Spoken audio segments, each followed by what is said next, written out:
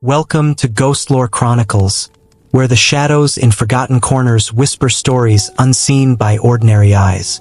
Abandoned buildings, empty alleys, restless spirits gliding like shadows. Every step seems to draw you closer to unsolved mysteries lurking in the dark. Tonight, I will take you on a journey through a story where shadow and truth intertwine, and fear waits around every corner. I never used to fear walking alone through the streets at night. In fact, there were times I found comfort in the quiet, the way the city seemed to breathe under the dim glow of streetlights. But one night, that night changed everything. I was heading home from work, passing through one of Chicago's older neighborhoods, where the alleys are narrow and the lights flicker like they're alive.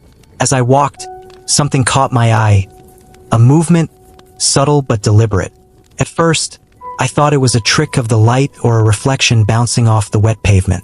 But it didn't go away, not even when I tried to look elsewhere. It wasn't a normal shadow. It had shape, almost human, but not quite. Something about it felt wrong, off. And then I felt it. Eyes on me, though I couldn't see anyone. My heartbeat picked up. I hurried, but the sense of being watched clung to me like a second skin. Over the next few days, I couldn't stop thinking about it. I asked around, hoping someone else had noticed. Most laughed it off. A few grew pale and quiet, as if I'd touched on a memory they didn't want to revisit. An old security guard named Harry whispered to me one evening, "You're talking about the shadows, aren't you? You don't want to follow them. They don't like being watched." I should have left it at that. But curiosity has a way of digging into you until you can't ignore it. Soon, I started noticing other strange things. Windows in abandoned buildings flickering on and off despite the power being out. Faint whispers echoing in alleys. Footsteps dragging across empty streets when no one was there. I began documenting everything. Notes on my phone, photos of shadows stretching unnaturally long, videos capturing flickers of movement I couldn't see with my own eyes. And the more I recorded, the more I realized I wasn't just observing. Something was observing me. The first clear sign came one night while reviewing footage. In the corner of a grainy alley shot, a face appeared. Featureless, pale, but unmistakably human in shape. It stared at the camera, and then, in the blink of an eye, it vanished. Sleep became impossible. Every creak of my apartment floorboards, every flicker of streetlights outside, sent my nerves into overdrive. Friends said I was imagining it, that stress was getting to me. But the evidence kept growing, and the more I tried to rationalize, the less rational things became. Finally, I decided to go back to the alley where it all began. The air felt thick, alive in a way that was impossible to describe. Graffiti on the walls seemed to shift when I glanced away, and the faint sound of laughter echoed without source. That was when I heard it. A whisper, soft but unmistakable. "Don't look!" I froze. My heart hammered. Every instinct screamed to run, yet something held me there. The streetlight above flickered violently, and for a moment, the alley was empty. And in that emptiness, I saw them, hundreds of eyes blinking in the darkness. I ran. I didn't look back. That night, I realized something I can't unsee. Some corners of the city hide secrets older than any of us. And some things lurking in the shadows do not want to be found. But I've decided, I will find them anyway.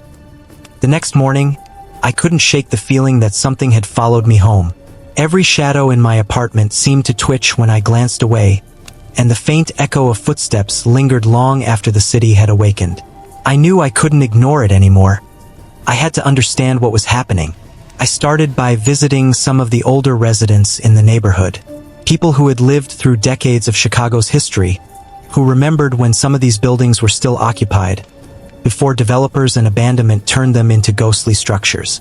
Most were wary, suspicious of someone digging into the past. But a few agreed to talk, albeit reluctantly. "I've seen them," an elderly woman said, gripping her cane tightly. "Shadows that move against the wind. Faces that appear where they shouldn't. People disappear around here. Not all of them come back." Her eyes darted to the alley outside her window, where the morning light barely reached. "Don't go there alone," And don't trust what you see. I also met Harry again, the retired security guard.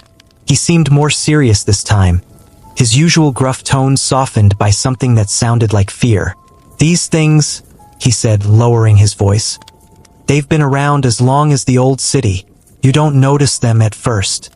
A flicker here, a shadow there. But once they notice you, well, you're already part of their story. Armed with vague warnings and fragmentary tales, I returned to the streets at night. I wanted to catch something tangible, proof that what I was seeing wasn't just in my head. I walked alleys I'd avoided before, photographing empty windows, recording the strange hums and whispers that seemed to rise from nowhere. And then I saw it. A faint light glimmering at the far end of an alley. Not like a street light, not like a reflection. It floated, moving slowly, almost deliberately, as if beckoning me. My pulse raced, but I held my camera steady. The light pulsed, then vanished as I stepped closer. But the video captured it. A small, flickering orb drifting between broken walls. I replayed the footage again and again, each time noticing subtle shapes, shadows that twisted unnaturally behind it. The more I documented, the stranger it got. Footsteps echoed behind me when no one was there. Graffiti seemed to shift, words forming and disappearing as I passed. And sometimes, when I looked at my footage, I noticed things I hadn't seen while filming.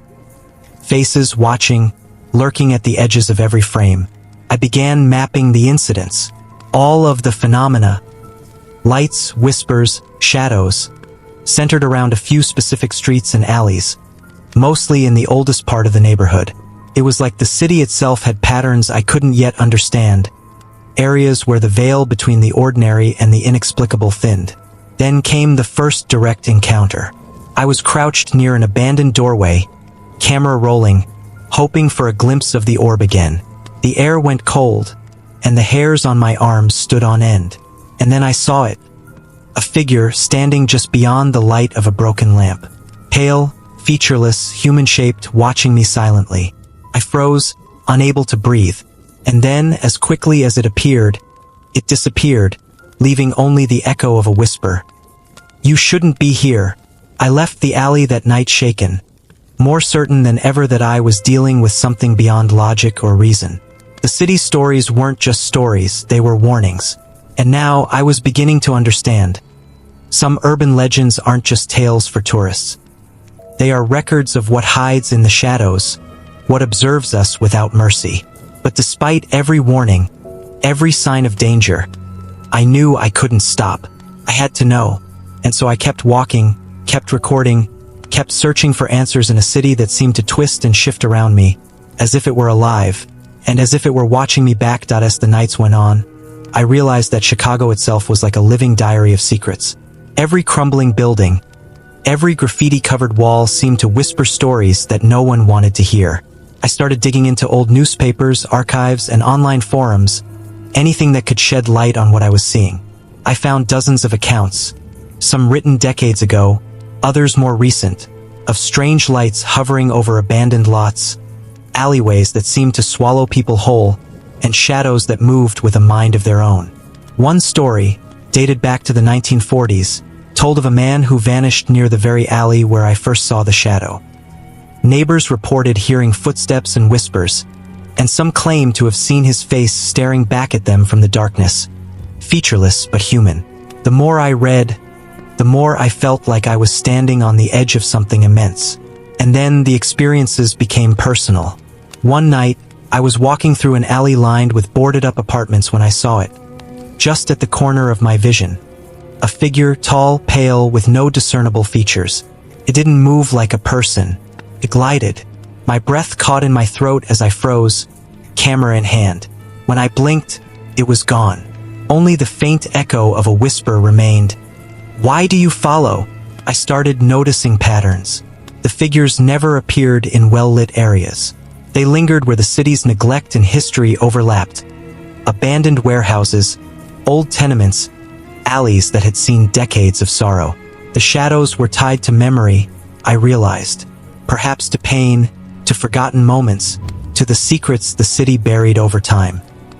It was as if these entities were guardians of the forgotten, refusing to be ignored. One evening, I returned to a particularly notorious alley near an old textile factory. Harry had warned me about it years ago. As I walked past the rotting brick walls, the air grew unnaturally cold. My camera caught movement again, and when I looked up, I saw a crowd, or at least the sense of one. Pale, shadowy figures pressed just beyond the light, motionless yet exuding awareness. I stepped closer, and a wave of nausea and dread hit me all at once. Whispers surrounded me, overlapping, chaotic, like 1,000 voices just out of reach. Turn back, leave, never follow. I didn't move. I couldn't. Some part of me needed to understand, needed to see why these things existed, why they haunted these streets. And then I remembered one of the older newspaper clippings I'd found. It spoke of an industrial accident in the 1930s, in the very same factory, where workers vanished mysteriously. Families were never given closure. The reports had been buried, almost erased. I felt a connection in that instant. The shadows, the lights, the disappearances, they were echoes of what had been lost, lingering, watching, remembering. That night, when I finally returned home, I couldn't sleep. Every creak of the floor, every hum of the city felt amplified. I reviewed the footage I had taken, and again, I saw them. Faces, blurred and pale, emerging at the edges of alleys and doorways. Watching me, waiting. It was becoming clear that this wasn't random. There was purpose, intention. And I was slowly learning that some corners of the city carried the weight of memory so deep, so unyielding, that it manifested in ways our minds could barely comprehend. The shadows weren't just haunting places, they were haunting history itself. And I, for better or worse, was now part of it. The next night, I couldn't resist going back. The city felt alive in a way I couldn't explain, as if it were breathing around me, guiding me toward its secrets. I chose a route through alleys and abandoned buildings I had avoided before, places where the stories and shadows were densest. As I entered one of the older alleyways, the temperature dropped sharply. My breath fogged the air, and the faint hum of the city seemed to fade into silence. I raised my camera, trying to capture anything unusual, and that's when I saw it. Movement, just ahead, almost imperceptible. A figure glided between the decaying walls, featureless, pale, watching. Its presence was oppressive, like the alley itself was alive and aware of me. I felt my legs tremble, but I kept moving, inching closer. The walls seemed to narrow as I passed, graffiti twisting into shapes that felt wrong. Faces emerged from the paint, their expressions twisted in silent screams. Whispers filled the air, chaotic and overlapping, echoing off the bricks. You shouldn't be here. Leave now. I stumbled over a broken pipe and dropped my camera. For a second, panic surged. When I picked it up, the figure was gone, but the footage captured a blur of movement, pale shapes stretching unnaturally.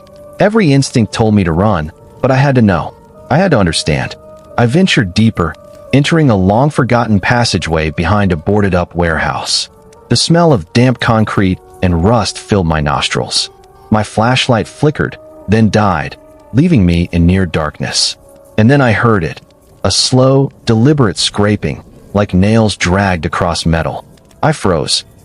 Every hair on my body stood on end. I whispered to myself, "It's just the building. It's just the building," but I didn't believe it. The scraping grew louder, circling me. And then, faintly, a voice. "Why are you here?" No words, just the tone, vibrating in my chest. I shined my flashlight toward the sound, and for a fleeting moment, a face appeared in the shadows. Featureless, pale, human-like, yet impossible. It lingered for a heartbeat before vanishing. I bolted, my flashlight swinging wildly, heart hammering.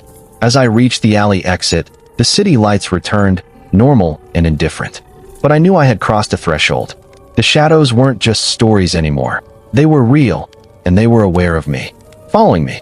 Back at home, I reviewed the footage. Shapes twisted at the edges, barely visible but unmistakable. Faces blinked in the darkness, always watching, always waiting. Something was trying to communicate, or maybe test me. I wasn't sure which terrified me more. Sleep that night was impossible. Every creak of my apartment, every distant siren felt amplified. My dreams were invaded by shadows, pale and faceless, whispering questions I couldn't answer. And I realized something crucial.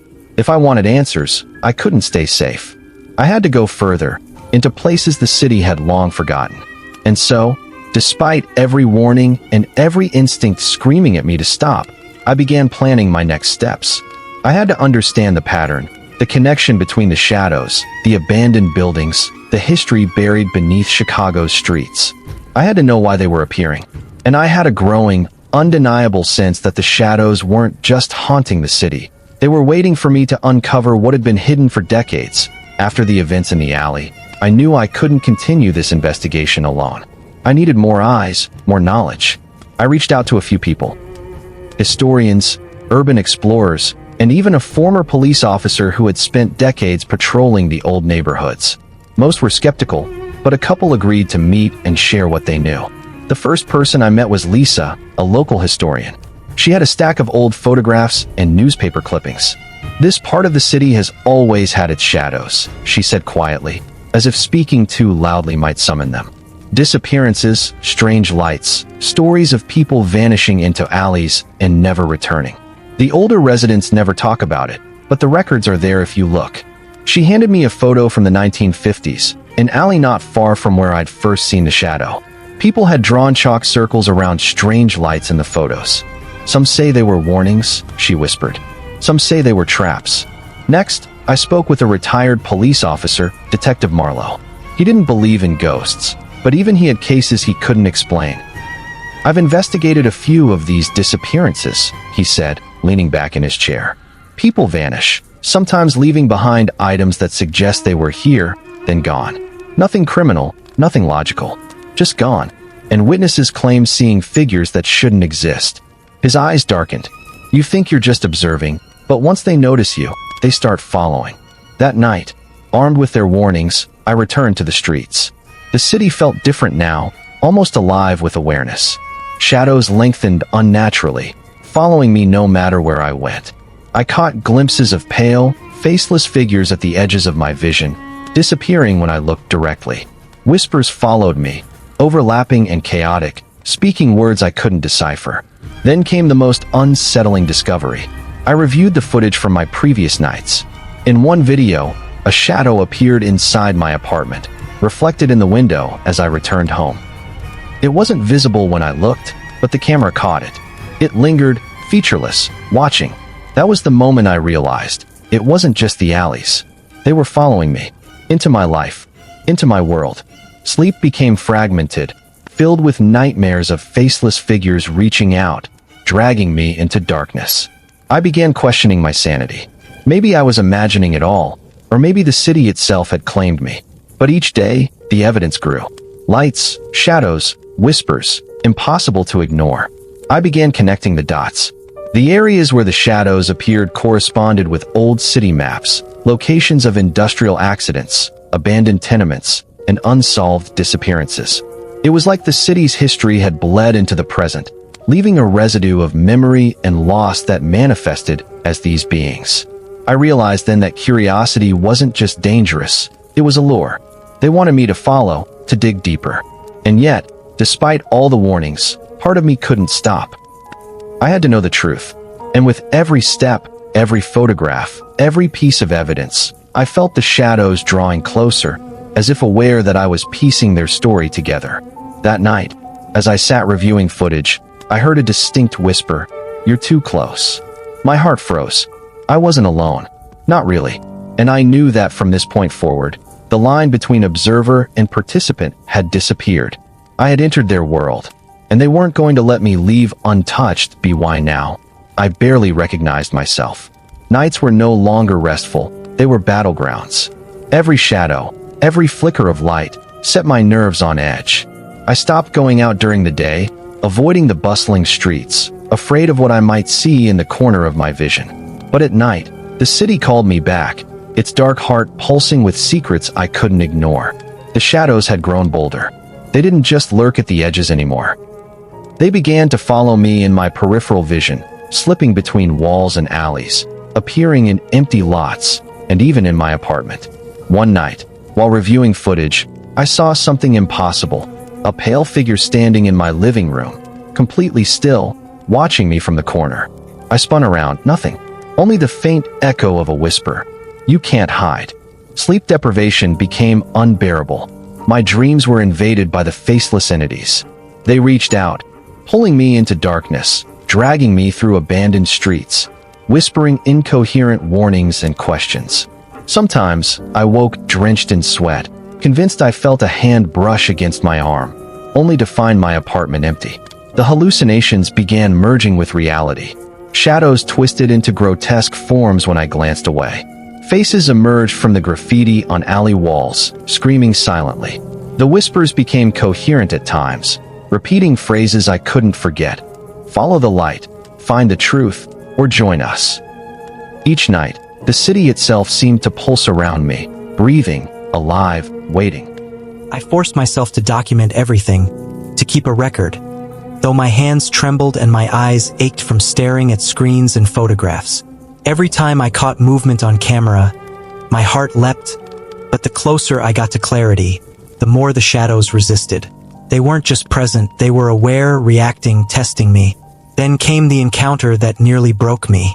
I returned to an alley I had marked as central to the pattern. The air was heavy, unnatural, smelling of damp earth and rust. I raised my camera and shined a flashlight toward the end of the alley. That's when I saw them. Multiple figures, pale and faceless, moving in perfect silence, circling me. The whispers crescendoed, overlapping in a chaotic, deafening symphony. "Leave, leave, leave," they chanted, though I couldn't tell if it was warning or mockery.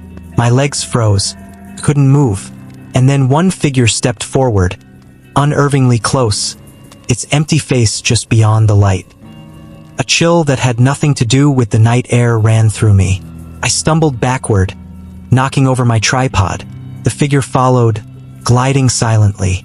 Panic surged, but I managed to sprint out of the alley, feeling their awareness cling to me as I ran.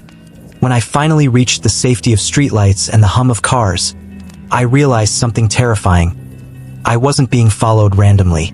They were guiding me, pushing me, shaping my path. The shadows weren't just haunting the city. They were hunting for answers, and I was the one who had unknowingly become part of their story. That night, as I sat in my apartment, I understood one thing clearly. Curiosity had turned into obsession, and obsession had a price. The shadows were no longer distant. They were in my mind, in my dreams, in the edges of my vision. And I knew the only way to survive or to truly understand was to confront them. But even as that thought took shape, I felt a creeping dread. Some confrontations can never be won, only endured. Why now? I had accepted that the shadows weren't just random phenomena. They were tied to the city, to its history, to its forgotten corners. The only way forward was to go deeper, to explore places that no one dared to tread. I started researching maps, old city plans, anything that could reveal hidden passages or abandoned underground structures.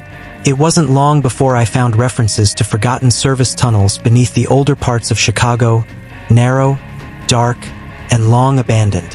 Some were used for industrial transport, others as hidden escape routes, and a few were rumored to connect buildings that had seen countless disappearances. My gut told me that this was where the shadows congregated, where the city's secrets had been locked away. Armed with a flashlight, camera, and enough courage to last a few minutes, I ventured into the first tunnel. The air was thick, damp, smelling of rust and mold. The walls were slick, graffiti and strange symbols scrawled in places where I could barely reach. Every sound I made echoed unnaturally, bouncing off walls in ways that seemed deliberate. I had the eerie sensation that something or someone was guiding me deeper. It wasn't long before I saw them.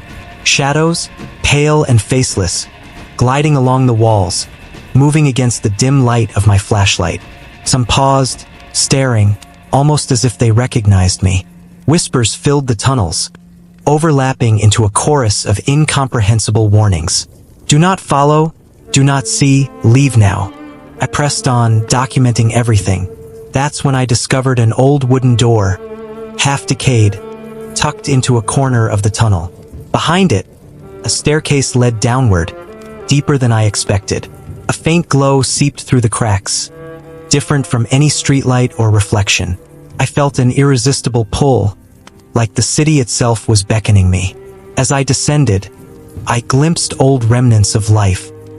Abandoned belongings, personal items, signs that someone or something had been here long before me. The shadows followed, more persistent now, their movements deliberate, almost ritualistic. And then, etched into the wall at the bottom of the stairs, I found a series of symbols and dates. Dates of disappearances spanning decades, some matching the newspaper clippings I had collected. The patterns were undeniable. The shadows were tied to those lost in the city's forgotten corners, somehow preserving their presence. I paused, feeling the weight of realization. These weren't just hauntings. They were echoes of the past, recorded and remembered by the city itself, manifesting through the faceless figures. And the longer I lingered, the more personal it felt. They weren't just reminders of loss. They were aware of me, watching me piece together their story. As I continued further into the underground labyrinth, the whispers became more coherent, more insistent. See, understand, join. The walls themselves seemed to pulse with the memories of the city, the sorrow, the pain. And for the first time, I realized something terrifying. The deeper I went, the more inextricably I was tied to this place. The shadows weren't just around me, they were a part of the city, and now a part of me. I had entered the city's hidden heart, and there was no turning back. Every step, every breath, every flicker of light reminded me that I was close to something monumental, something terrifying, something I might not survive, but I had to see it through. The deeper I went, the heavier the air became. Every step echoed unnaturally, bouncing back whispers I couldn't fully understand. My flashlight flickered, and in that wavering light, I saw them, dozens of faceless shadows, circling, gliding, their movements deliberate and synchronized. I froze, my heart hammering. One of the figures drifted closer, tilting slightly as if studying me.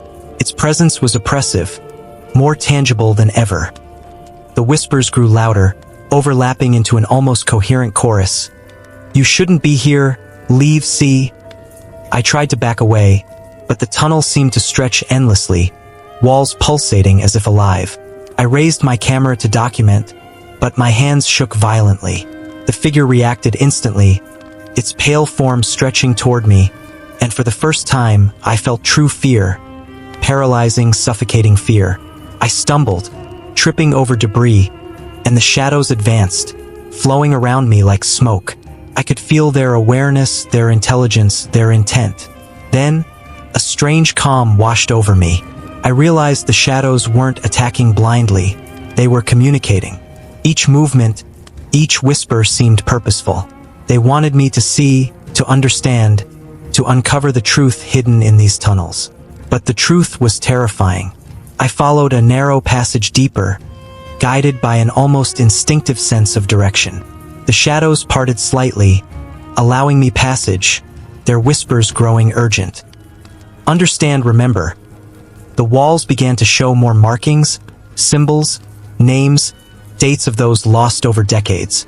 The realization hit me, the shadows weren't evil in a traditional sense. They were echoes, guardians of forgotten stories, of lives erased from memory. But understanding didn't lessen the terror.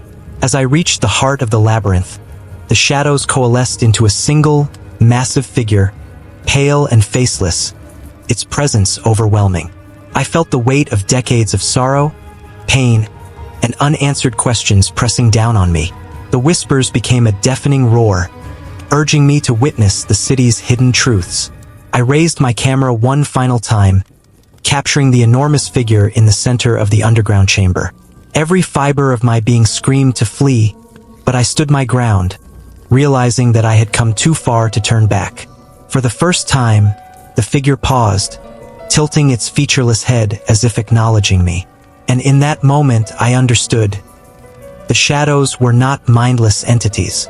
They were the city's memory, its grief, and its warning. And now they were offering me a choice. Leave and forget, or stay and bear witness. My breath caught, my heart raced, the shadows waited, and for the first time, I realized that confronting the unknown could be more terrifying than any nightmare I had ever faced. I stood in the center of the underground chamber, the pale, faceless figure towering over me. The whispers had reached a deafening crescendo, vibrating through the walls, through my skull, into my very bones. I wanted to run, but my legs refused. It was as if the shadows themselves had rooted me to the spot. Then the chamber shifted. The walls seemed to dissolve into darkness, and I was surrounded, hundreds of pale figures, swirling in a chaotic, yet deliberate dance.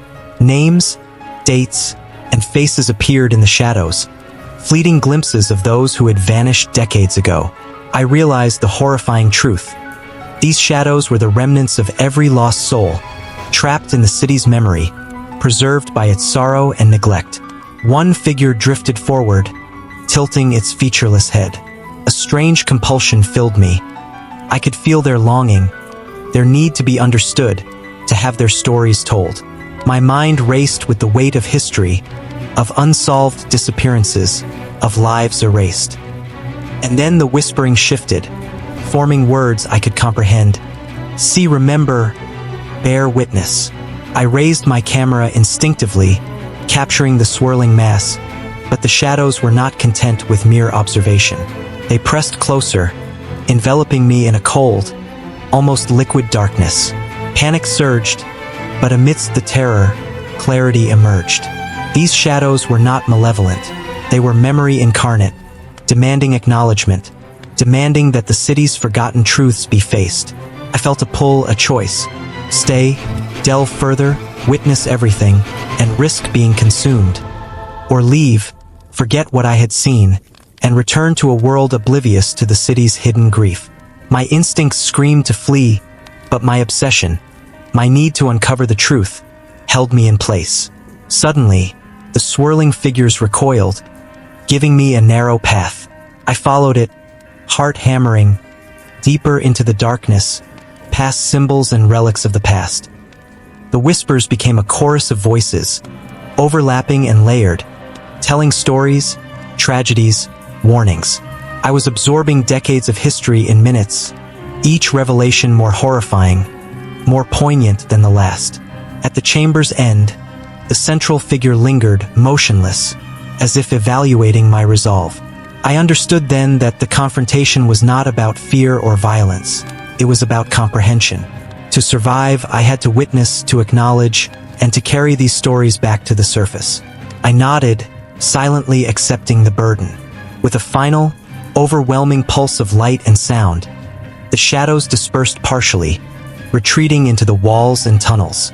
I stumbled upward, back through the labyrinthine passages, carrying the weight of memory, grief, and the city's hidden truths. The whispers faded, leaving only a lingering echo. Remember, always remember. When I finally emerged into the city streets, the normal lights and sounds returned. The night air felt almost mundane, but I knew it was not. I carried with me the memory of the shadows, their warning, and their purpose. And I understood, Chicago, like every city, has corners that no one dares to explore. And in those corners, the past waits, alive and watching, for someone brave or foolish enough to uncover it. I never expected to leave the underground labyrinth alive or sane. The city above felt unchanged, indifferent to the horrors buried beneath its streets. But I was different. Every shadowed alley, every flicker of light reminded me of what I had seen, what I had witnessed. The whispers, though faded, still lingered in the corners of my mind. In the days that followed, I reviewed my footage, photographs, and notes. The evidence was overwhelming, yet impossible for anyone else to fully understand. How could I explain faceless figures, whispers carrying decades of sorrow, a city alive with memory? The rational mind refused to accept it. But I knew the truth. I had seen it. I had felt it. I returned to some of the older residents I had interviewed. Lisa, the historian, looked at me with concern. "You've been down there," she said softly. No need for explanation, she understood. Detective Marlowe's eyes widened when I recounted the tunnels, the symbols, the shadows. Even Harry, the old security guard, gave me a grim nod. They all knew, in their own ways, that some parts of the city were alive with memory, with presence, and that curiosity was both a gift and a curse. I began sharing the stories cautiously, documenting the patterns, the disappearances, the shadows' behaviors. But even as I wrote, even as I explained, I could feel them, watching, always present. Occasionally, a shadow would appear in the corner of my apartment, just out of reach, featureless and pale.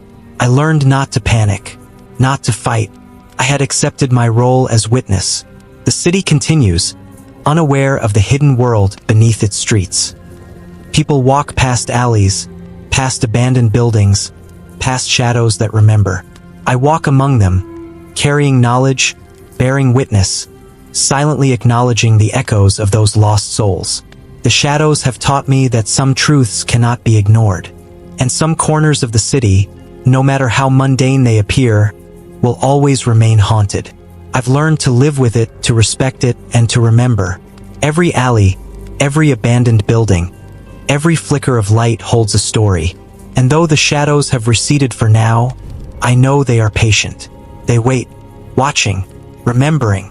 And someday, someone else will stumble into their world, just as I did, drawn by curiosity, and forced to bear witness to the city's hidden past. Even now, as I sit here in the safety of my apartment, a faint whisper brushes the edges of my consciousness. Remember, always remember, and I do. I always will.